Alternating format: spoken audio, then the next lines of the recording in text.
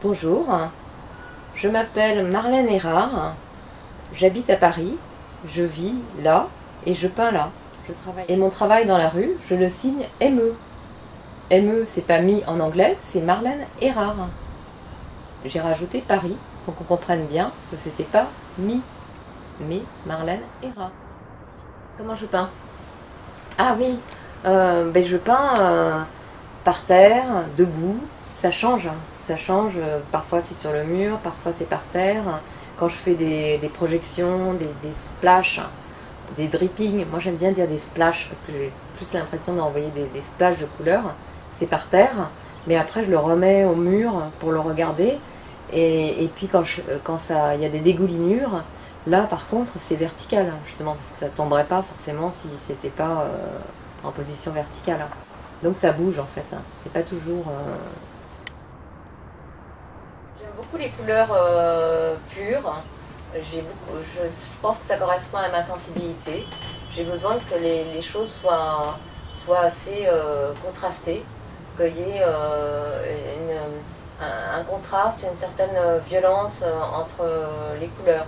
Je ne peux pas travailler en camailleux en fait. Donc je pense que c'est une question de sensibilité, c'est ce qui me touche le plus et c'est ce que je fais, quoi. Alors tu fais toujours des portraits. Tu ne fais que des portraits finalement. Oui, parce que en fait, ce qui m'intéresse avant tout, c'est l'être humain. C'est vrai que c'est pas tellement, je suis pas du tout paysagiste, même si ça m'arrive parfois de mettre un paysage, mais c'est plus un fond, quelque chose qui vient appuyer le portrait que je fais d'un être humain. Parce que en fait, ce qui m'intéresse avant tout sur Terre, c'est les êtres humains. Voilà. Donc tu choisis quand même des personnes qui t'inspirent, qui te provoquent une inspiration particulière quand même. Oui, bien sûr, hein, oui. Je choisis des gens dont je suis sensible à l'expression. Alors par exemple, ça peut être des peintres, des écrivains, ou même récemment, j'ai fait Obama, parce que je trouve que c'était un personnage quand même particulièrement emblématique de mélange de cultures.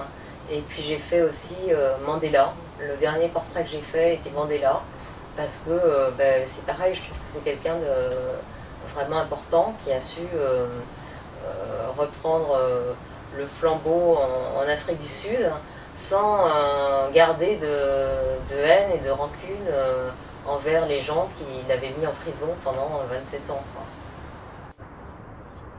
Je m'en suis servi particulièrement comme un clin d'œil en traitant le visage de Picasso, parce que je me suis dit, bon, autant lui infliger la manière dont il s'est, avec sa technique en quelque sorte, et faire un peu une parodie humoristique de son visage, en le traitant de manière cubiste, c'est-à-dire en le voyant de profil avec les deux yeux de face.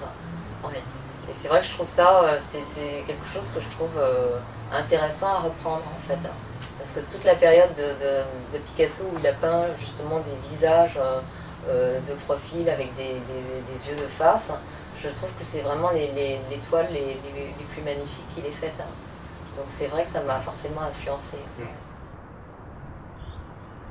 Et on retrouve toujours des écritures, des mots, des textes, des mots qui recouvrent d'autres mots.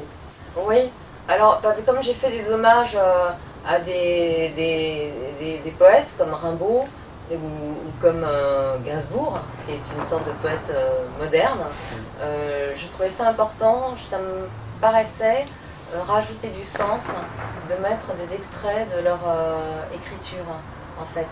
Et donc j'avais vraiment envie de mettre des paroles qu'ils avaient dites et qui pour moi étaient importantes. Ou même Van Gogh, parce que justement quand on lit les lettres qu'il a envoyées à son frère, qui sont des professions de foi, je trouvais que ces professions de foi faisaient écho en moi et j'avais envie de les présenter aussi.